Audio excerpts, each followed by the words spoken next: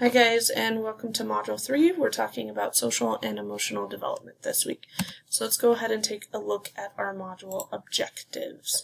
We are working to provide participants with information on child development in the areas of social and emotional development, including building a sense of self, relationships with adults and peers, emotional competence, pro-social behavior development, and working with challenging behaviors. So we should define both social and emotional development. It's important to note that these two things are closely related because feelings young children have about themselves will greatly affect whether or not they will engage socially, and those social interactions in turn influence emotions. So social development and emotional development are actually two separate things. The definitions are right here on the slide, so take a few seconds to read them, but it's important to note that they are closely related. So again, go ahead and read over the definitions of both social and emotional development. So why does this matter? As many as 10% of young children show social skill impairment or delays that could lead to peer rejection.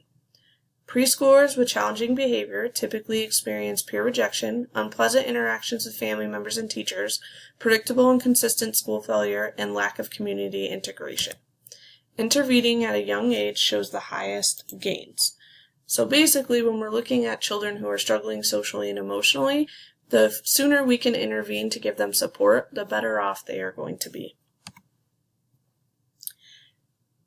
These right here, these three things are the essential goals for social and emotional development. They start in infancy and they go all the way into adolescence. So really what we're looking at is we want children to be successful learners, responsible citizens, and happy, well-adjusted people. During these years for social and emotional development, there are many things that can go on for preschoolers. They make great gains in their relationships with others, their self-understanding, and their ability to understand and regulate emotions. However, you should note that this is not a fully developed skill in preschool. It's just we need to be providing the time and experiences and interventions if needed to help support preschoolers with this development. However, one way that you can do that, one easy way, is play. So play is an essential role in the foundation for cognitive and academic success, but it also supports with establishing positive attitudes and behaviors about learning. In terms of social and emotional development, support from caring adults especially is important for children who may be at risk, either because of disabilities or family life circumstances. Early childhood educators are beginning to recognize that social and emotional development is just as important, if not more important, than literacy development or their understanding of mathematical concepts. And I kind of talked about that in this week's video, that we need to really be working on and focusing on social and emotional development in the first 5 years of life. So, in terms of social development, these are the things that we're going to look at in birth to 3. We're going to talk about sense of self, self-esteem and self-confidence, temperament, and pro-social behaviors. So, sense of self.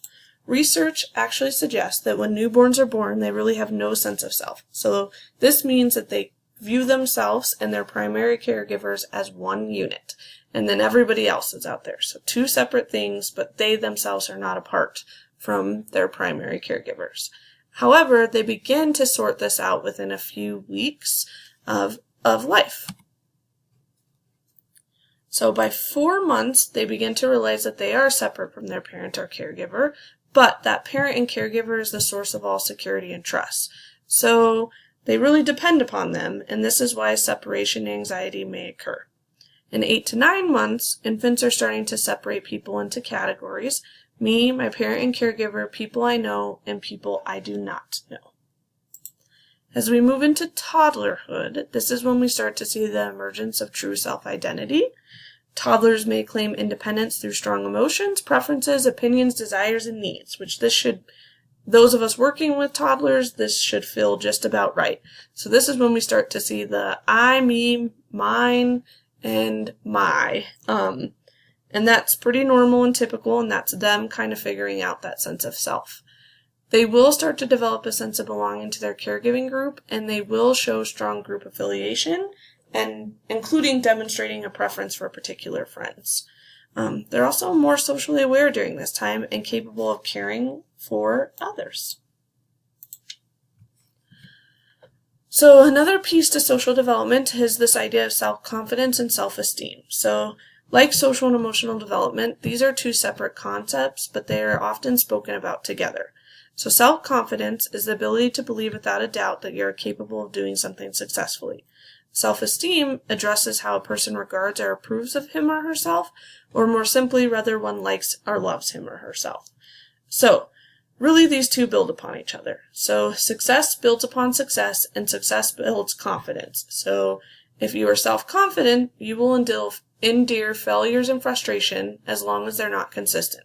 So we know that children need opportunity to actually fail at things, but fail given support and being able to try again. This is what helps build both self-confidence and self-esteem.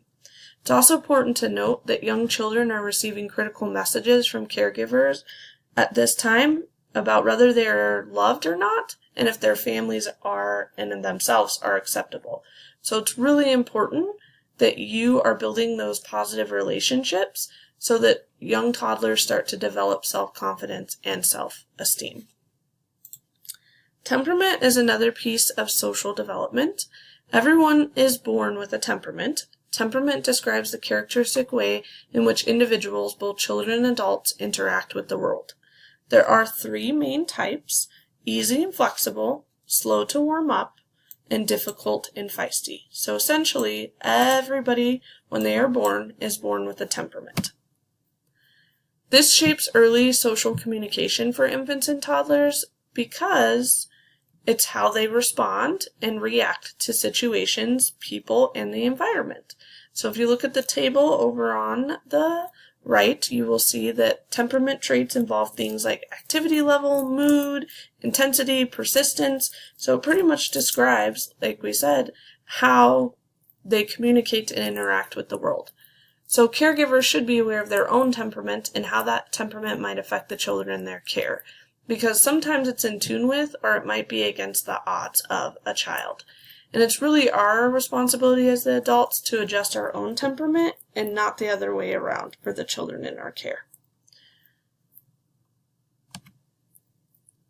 So, during infancy and toddlerhood, peer interactions are a piece of social development. So, infants as young as 3 months can have positive peer relationships, and group care can help facilitate this process. So you might see this in the sense that mobile infants might get excited when buddies come to school, or toddlers will notice and miss friends who are absent, and it's really more noticeable and common for children to have clear friendship preferences after the age of 2, but they are capable of doing it.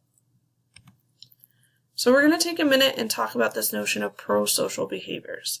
So pro-social behaviors are any action that is intended to help another or help create a positive emotional climate.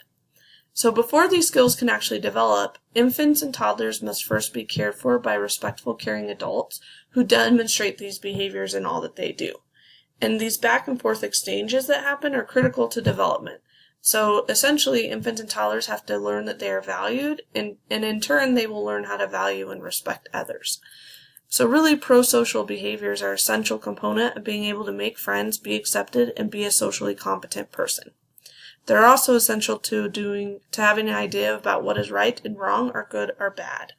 So if you go ahead and take a look at the list on the right-hand side, these are positive traits that we want to see in children, especially moving into preschool years. So go ahead and take a minute and read that over. So social development in preschool, we're really looking at 4 things. We're looking at children's social interactions, relationships with teachers, peers, and friends, the development of pro-social behavior, aggression and other challenging behavior, and a sense of self in relation to others.